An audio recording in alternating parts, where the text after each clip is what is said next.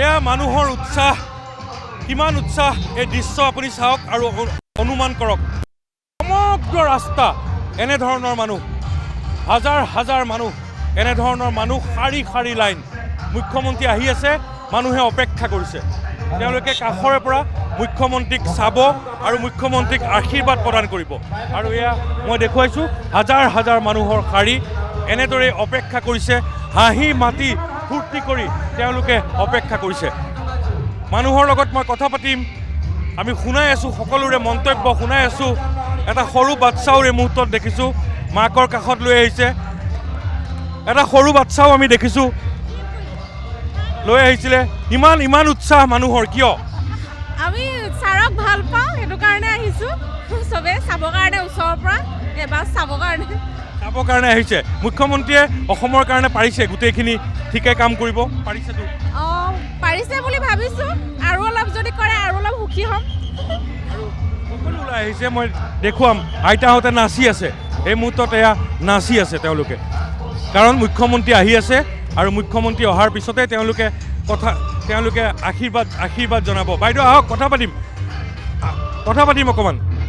বাইদেউ আহক, কথা পাতিম বাইদেউ। মুখ্যমন্ত্ৰী আহি আছে, কিছু সময়ৰ পিছতে পাব। মানুহৰ ইমান উৎসাহ। আমাৰ আজি বহুত এটা আনন্দৰ দিন, কিয়নো আমাৰ মামা আহি আছে আমাৰ মাজলৈ। সেইকাৰণে আমি তাৰমানে কি বুলি কয়, এতিয়া পূৰা গোটেই মহিলা ওলাই আহিছোঁ আমি মামাক আদৰিবৰ কাৰণে। আকৌ এবাৰ মোদী চৰকাৰ। কিয় মামাৰ প্ৰতি কিয় ইমান ভাল পোৱা মানুহৰ? কিয়নো তেওঁ আমাক, বিশেষকৈ মহিলাসকলতো গোটেই ওলাই আহিছে। কিয়নো মামাই আমাক বহুতখিনি সুবিধা দিছে, সুবিধাৰ অৰ্থে আমি নিজকে স্বাৱলম্বী হৈছোঁ। তেনেকৈ আৰু তেনেকৈ স্বাৱলম্বী হৈছে মহিলাসকল। বাইদেউ কথা পাতিম। বাইদেউ অকণমান কথা পাতিবলৈ চেষ্টা কৰিম।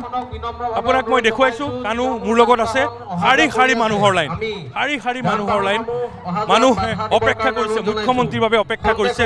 বাইদেউ অকণমান কথা পাতিম। বাইদেউ অকণমান কথা পাতিম। ইমান মৰম মানুহৰ।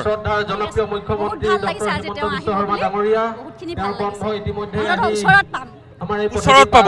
আগতে এনেকুৱা মুখ্যমন্ত্ৰী পাইছিল?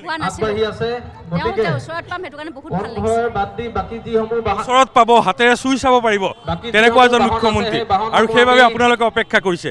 এয়া ৰাইজৰ ভিৰ মই দেখুৱাইছোঁ যে এইটো প্ৰায় বহু কিলোমিটাৰ পথ। এনেদৰে এতিয়া এয়া টিংখাং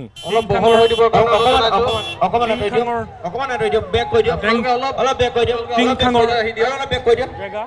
আৰু মই দেখুৱাই আছোঁ যে এনেদৰেই মুখ্যমন্ত্ৰীৰ বাবে অপেক্ষা কৰিছে, মানুহে অপেক্ষা কৰিছে।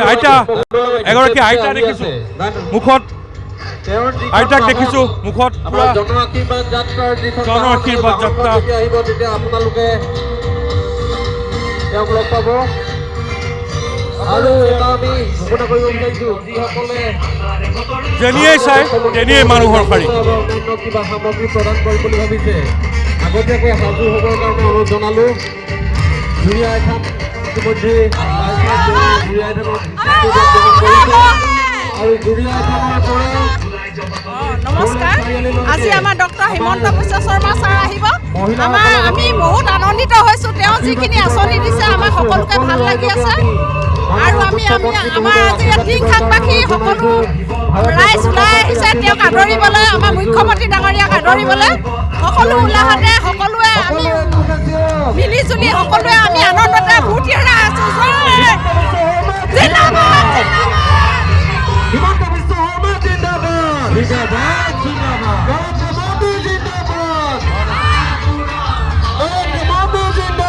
অকণমান কথা পাতি মন্ত্ৰী, মামাৰ প্ৰতি ইমান মৰম কিয়?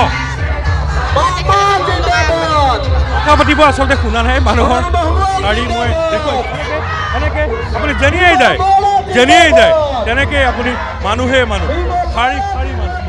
আপুনি যিমান দূৰলৈকে যাব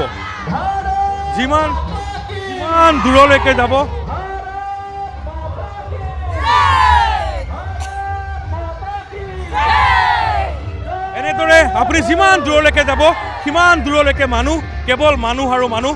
মুখ্যমন্ত্ৰীৰ বাবে অপেক্ষা কৰিছে, সকলোৱে অপেক্ষা কৰিছে। আৰু এয়াই প্ৰমাণ কৰে যে কেনেধৰণৰ প্ৰতিচ্ছবি মুখ্যমন্ত্ৰী ডক্টৰ হিমন্ত বিশ্ব শৰ্মাই আশীৰ্বাদ যাত্ৰা আৰম্ভ কৰিছিল 28 তাৰিখৰ পৰা আৰু ৰাইজে এনেদৰে আশীৰ্বাদ দিবলৈ ৰাজপথলৈ ৰাইজ ওলাই আহিছে হাজাৰ হাজাৰ মানুহ এনেদৰে ফূৰ্তি কৰিছে এয়া এজন সাধাৰণ মানুহ সাধাৰণ আইতাক নাই এয়া